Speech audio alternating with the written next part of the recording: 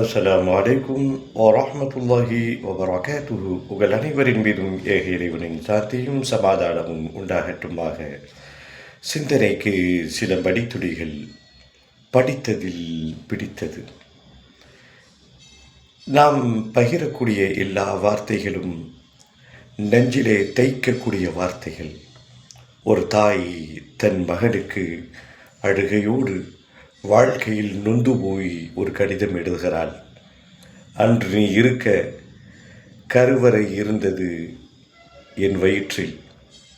இன்று நான் இருக்க ஒரு இருட்டறை கூடவா இல்லை உன் வீட்டில். மகனே, அன்று நீ அழுதாய், அரவணைத்து பசியை போக்கினேன்.